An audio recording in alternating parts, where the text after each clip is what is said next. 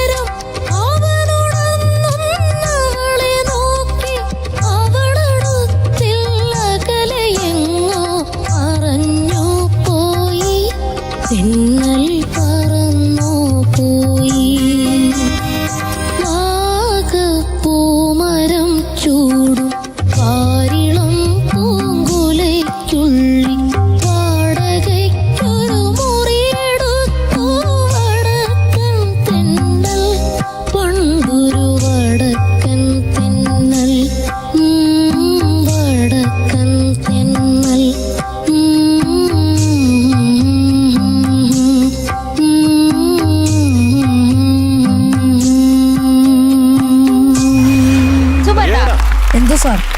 നന്നായിട്ടോ. ഇന്ന് എന്നെ കുറച്ചുപേര് കാണാൻ വന്നിട്ടുണ്ട്. ആ ആരാന്നറിയോ? ആ. ടോപ്പ് സിംഗറിന്റെ പ്രേക്ഷകരാ. ഓ ആണോ? സ്ഥിരവും കാണും. അപ്പോ എന്റെ പ്രോഗ്രാം കണ്ട് ഇഷ്ടപ്പെട്ടിട്ട് വന്ന രണ്ടുപേരാണ്. അപ്പോ പേര് നാരായണൻ അങ്കിള്, പിന്നെ രമണി കുട്ടി. ഓ നമസ്കാരം. എവിടുന്നാ വരുന്ന റിയാൻകുട്ട അങ്കിളും ആന്റിയും? എറണാകുളത്ത് നിന്ന് തന്നെയാ. ചൂണ്ടി കിഴക്കമ്പലം കഴിഞ്ഞിട്ടുള്ള ചൂണ്ടി. ഓ ശരി ശരി ശരി. ഒത്തിരി സന്തോഷം കേട്ടോ വന്നതില്. ഇഷ്ടായോ റിയാൻകുട്ടന്റെ പാട്ട് നേരിട്ട് കേട്ടപ്പോ? ഇഷ്ടായി. റിയാൻകുട്ടൻ ഒരു സമ്മാനമായിട്ടാ വന്നിരിക്കുന്നേ. നമുക്ക് എല്ലാരും പറഞ്ഞു കഴിഞ്ഞിട്ട് കൊടുക്കാം. ആയിക്കോട്ടെ. റിയാൻകുട്ടാ, എന്തോ സാറേ? മോനെന്ന് പാടിയതില് നല്ലൊരു സോൾ ഉണ്ടായിരുന്നു കേട്ടോ. അതില് മോന്റെ ഒരു ഇൻവോൾവ്മെന്റ് നല്ല സുഖമായിരുന്നു കേൾക്കാൻ.